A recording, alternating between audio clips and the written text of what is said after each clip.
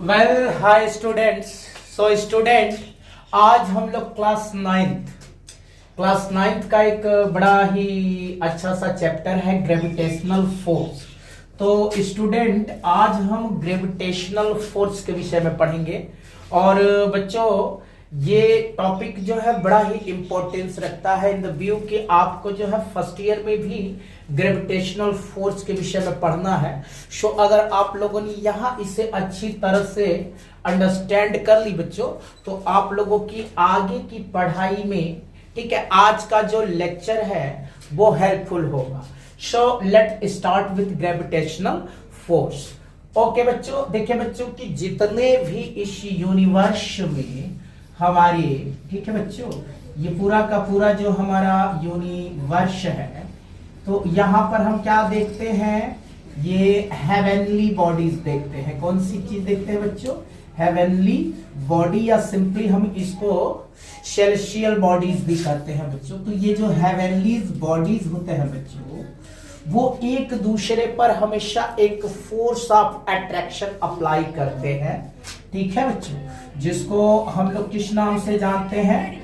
ये force of attraction को, उस फोर्स ऑफ अट्रैक्शन को बच्चों हम लोग जो है ये ग्रेविटेशनल फोर्स के नाम से जानते हैं। इवन हमारी जो अर्थ है बच्चों, ठीक है, तो हमारी अर्थ क्या है? स्फेरिकल है। और यहां पर ये क्या है बच्चों?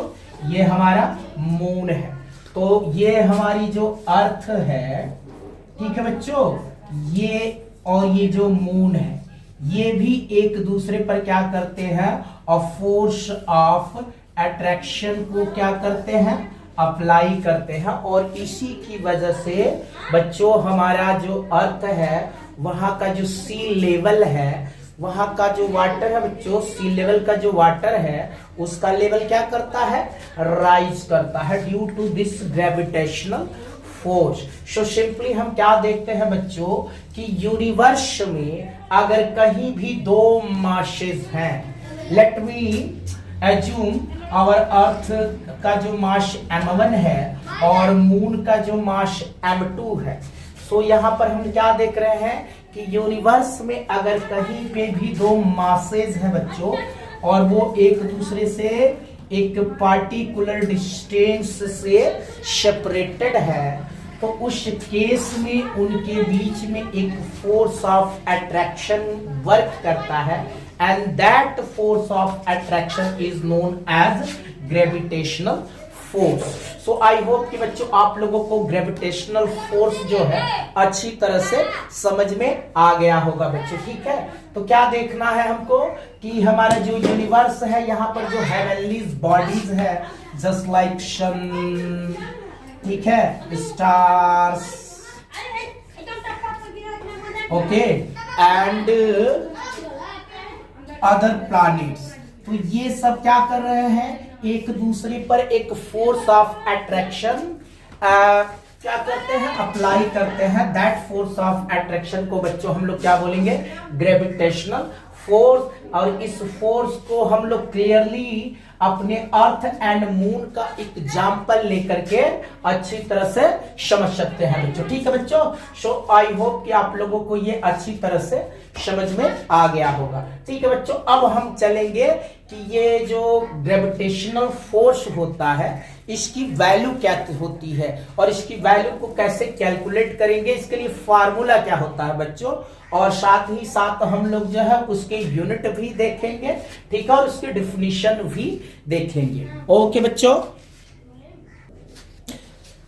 वेल बच्चों, सो यहां पर हम क्या करते हैं कि हमारे पास एज्यूम कर लेते हैं to masses m1 and m2 है बच्चों, ओके।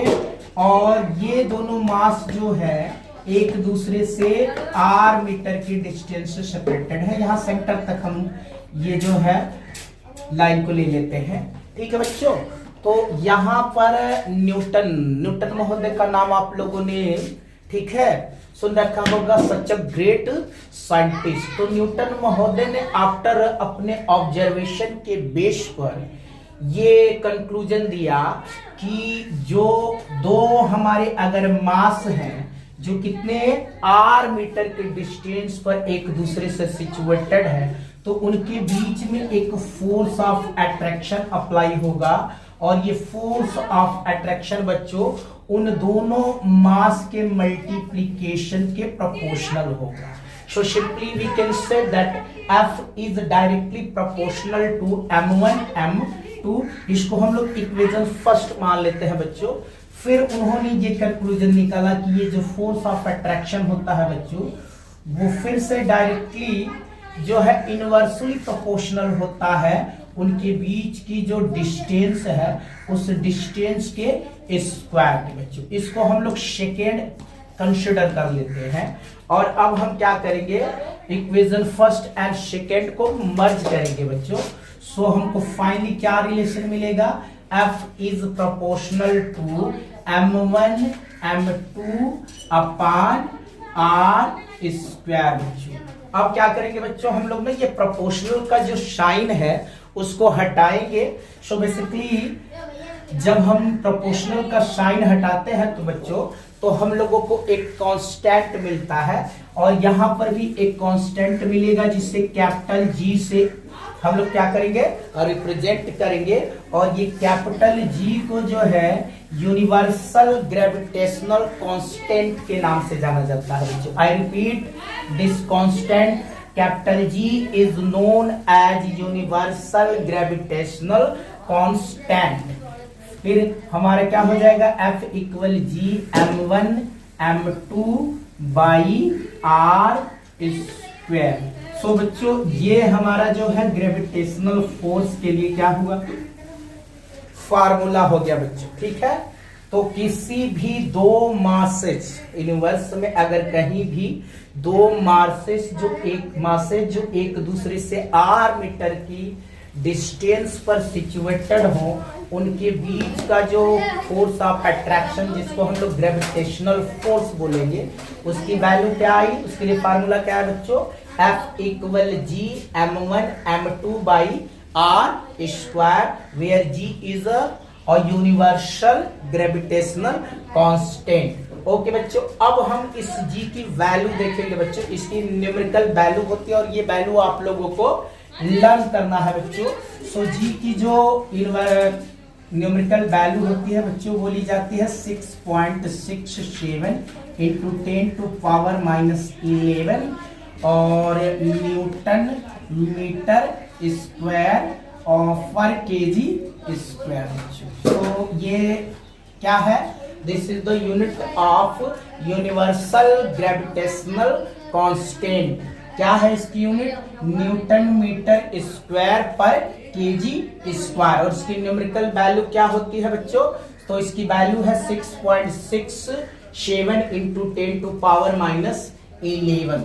सो बच्चों आप लोगों को ये वैल्यू क्या करनी है, लर्न करनी है। ओके, सो आई होप कि आप लोगों को यूनिवर्सल ग्रेविटेशनल कांस्टेंट की जो वैल्यू होगी वो लर्न हो गई होगी। ओके बच्चों, सो चले आगे बढ़ते हैं। वेल, थोड़ा सा यहाँ पर हम कुछ कंक्लूजन निकालेंगे बच्चों, ठीक है।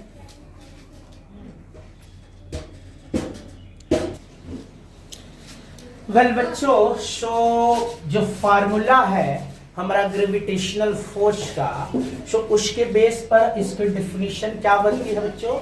तो ग्रेविटेशनल फोर्स को हम कैसे डिफाइन करते हैं, according to Newton's, we can say that the force of attraction between two masses situated in this universe is directly proportional to the multiplication of their masses and inversely proportional to the square of distance between the masses। Okay बच्चों, सो I repeat, क्या करना है definition में हमको क्या learn करके रखना है कि द फोर्स ऑफ अट्रैक्शन और gravitational force is directly proportional to the multiplication of the masses and inversely proportional to the square of distance between masses. So बच्चों ये हमारे की पॉइंट्स हैं, और इन दो की पॉइंट्स को ही हमको लर्न करके रखना है बच्चों।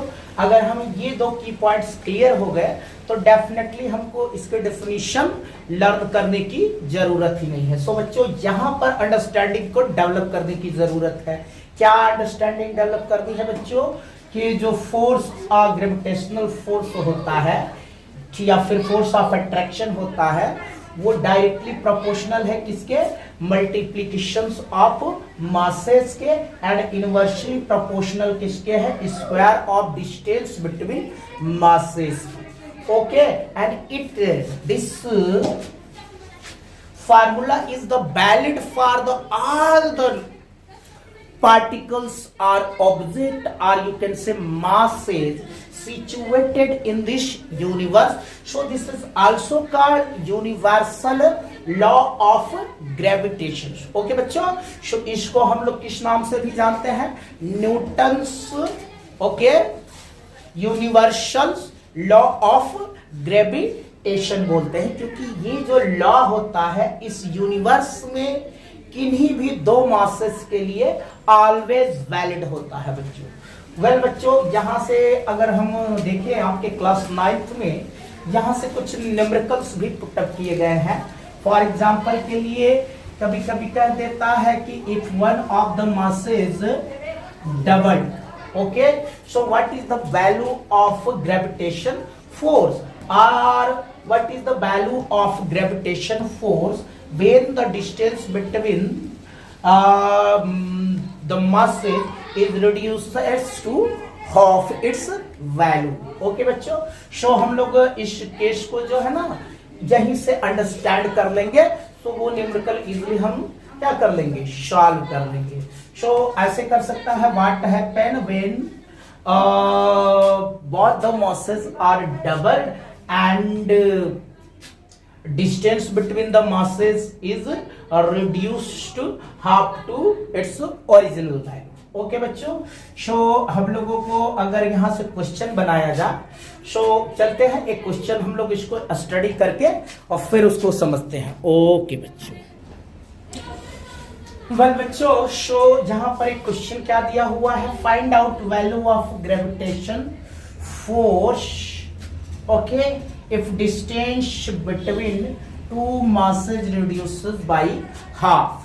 हमको क्या कह रहा है कि दो मास हैं, ठीक है, और उन मास के बीच की जो डिस्टेंस है अगर हाफ उसको क्या किया जाए? कम कर दिया जाए या डिस्टेंस को हाफ कर दिया जाए तो उनके बीच का जो ग्रेविटेशनल फोर्स है उसकी वैल्यू हमको कैलकुलेट करने के लिए दिया गया है। सो बच्चों यहां पर हम क्या अज्यूम कर लेंगे? Let masses are m1 and m2 and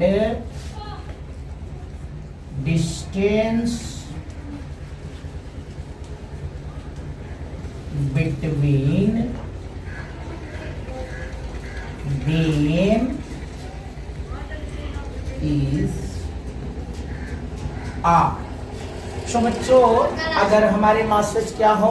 m1 m2 हो और उनके बीच का डिस्टेंस r हो, तो इस केस में उनके बीच का जो ग्रेविटेशन फोर्स होगा बच्चों वो g m1 m2 by r square होगा। इसको इक्वेशन फर्स्ट मानते हैं। अब ये उस केस में होगा जब मासेस क्या हो? m1 m2 एंड डिस्टेंस क्या हो बच्चों? r हो। अब हम एक और केस लेते हैं, इसको F1 से डिनोट कर लेते हैं और दूसरे केस को F2। तो यहाँ पर G की तो वैल्यू चेंज नहीं होती बच्चों, वो सेम होगा क्योंकि ये क्या है? यूनिवर्सल ग्रेविटेशनल कांस्टेंट है। M को भी यहाँ चेंज नहीं किया गया, बट डिस्टेंस को कितना रिड्यूस कर दिया गया? By half. सो अब हमारे पास डिस्टेंस क्या होगी बच्चों? r/2 का होल स्क्वायर।